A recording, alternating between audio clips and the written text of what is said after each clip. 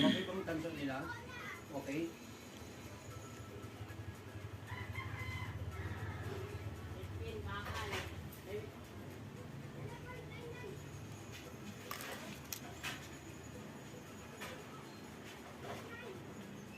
Kanino naman styro iniwan ko, no?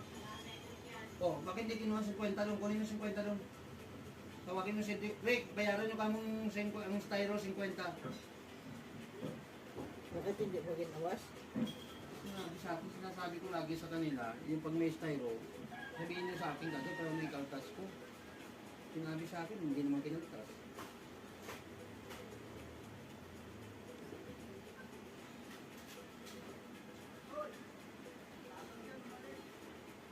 Ano, sila magtatapon? Ha? Oo, sige, basta alam nyo. 09. 09, tanso. Sandali. Sandali. 37, bakal. Ang styro ako nagtatapon yan. Ang binabayad niyo sa akin, 50 lahat kayo yun, kahit pinagagat, bayad yan sila. Basta styro, isa 50. Ha? 50 pesos lang. Ako nagtatapon yan. Ito sa barangay to. Sa asosasyon natin to eh. Oh, sa asosasyon to. Lahat na tricycle, 20. Kahit saan ng jump shop ngayon, may asosasyon tayo. Ano to, bakal? Hindi, ang bakal, ang tanso, 09.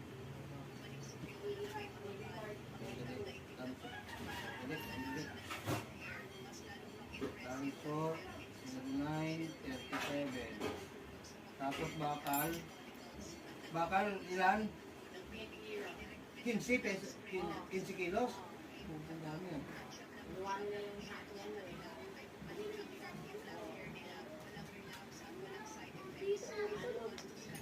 Alom, 2050, 60, 2060, 30,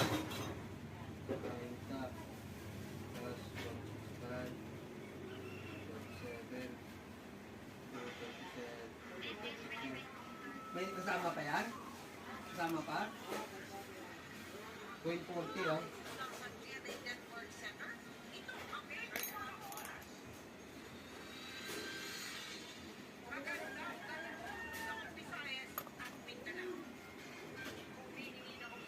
Bigay lang sa inyo to? Bigay lang sa inyo to? Laki oh. Laki naman. Ako 50 kayo ah. 150 lang sa inyo, akin ang 100, pwede? Pwede ah. 250 akin ang 100. Ang dami ha. Ilang kayo magkakati niyan?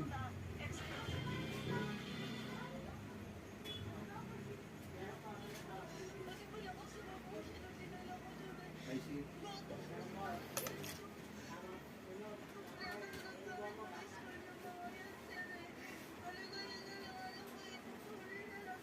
Zero four. Ano yun? Anso? Anto? Ano pa? Sunog, 1/4.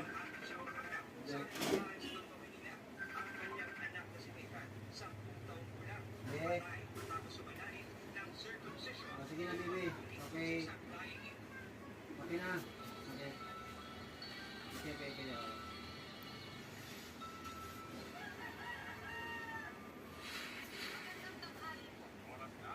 04. Sunog. Hindi. 1/4. 75. Plus 10. Tama. 85.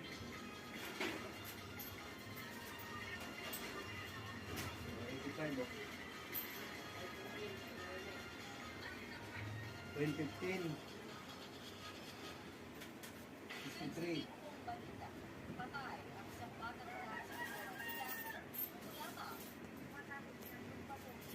Ang nagpakilalang tukso ng tungkol sa bata, hindi pala lisensyado at dati na rin nakulong dahil sa pagpapanggap.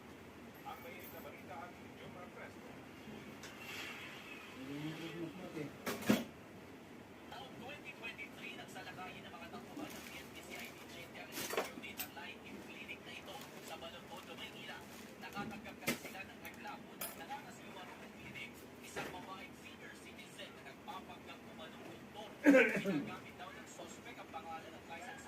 Sibakin niya lahat ng styro ha.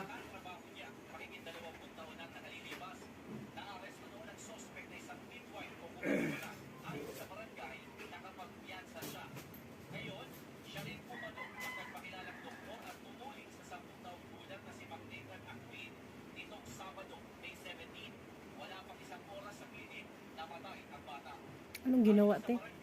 Tinuli. Tinuli. Oh. Hindi pala doktor yung tumuli. May ganun pala, no? Makakapatay pala yun kahit ano. Hindi yun ano, hindi dahil sa tinukap siguro yun.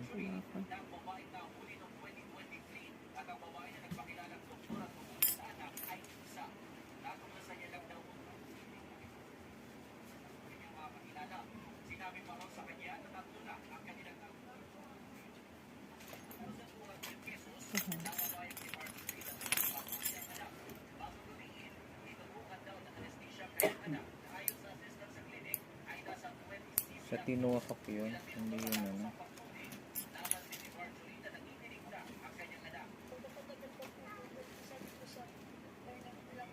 Yun dahil sa pagtuli.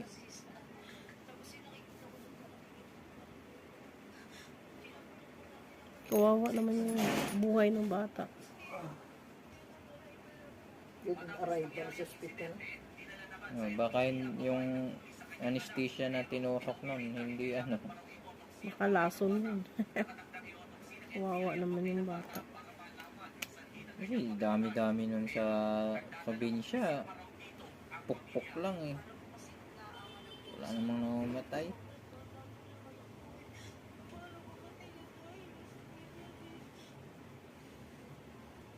Kawawa naman yung bata. Dati yung kinakapatid ni nanay. Nagpaano lang yun eh. Nagpakonsulta lang. Dahil inuubo. Yung testing lang dito. Wala. Pag testing dito, nangisay na kaagad. Patay. Tinukaukan din, yung injection na ano. Tinisting yung ano siguro, oo. Kasi Allergy. mga antibiotic kasi tinitesting mo na yan. Testing. Pagtusok pa lang dyan, pagtalikod ng doktor, nangisay na patay kaagad. Diyos ko. Ay samantalang maliit lang yun ng ano nun. Wala, Ano daw ano nun, te? wala nilagyan pa autopsy kung ano. Wala naman. Yung sapatos na yan nga may belt dito, talsik yan. Bakit eh? Sa pag ganun yan. Oo. Pag Alas, pag puwersa niya yun. Oo, pag persa niya, talsik daw yan. Grabe, no? Sa gamot yun. Yung ano daw, yung injection, hindi pa nailapag ng doktor, katalikod na nga ilalapag. Manisay na siya. Takbo. Doktor talaga yun, ha? Sa ano yun? Sa gamot yun. Tinakbo sa, sa ospital. Ano na talaga, wala na dito na arrival. Tapos ang ang ano nila noon, baka kasi yung doktor may sarili siyang pharmacy doon sa loob. Baka nagkamali ng gamot. Naku. Iba yung gamot mo na ano. Wala na makatiti. Wala. Sa gamot Grabe, yun. no? Sa epekto ng gamot. O kaya na ano doon na Baka mali yung natusok gamot. sa ugat. Dumiretso sa puso yung Hala. Gamot. gamot. Delikado pala yung ganun, no? No, testing daw yun. Ang testing na sa balat lang eh. Oo, sa balat lang Balat yun. lang yun. Skin test yun eh. Oo. Kung hindi ka ba allergy. Hindi ka allergy. Tapos, ang eksena, namatay diretso, no? Grabe, no? Ano pa lang yung grade 1. Ay, Ano sila, pa-check up sila kasi magbabakasyon sa Cebu. Hindi na nakabakasyon kasi nagpa-check up para sigurado. Yung pala, kamatay na doon pala. lang namatay. Hindi nga maniwala yung mga kapatid eh. Bunso kasi yun.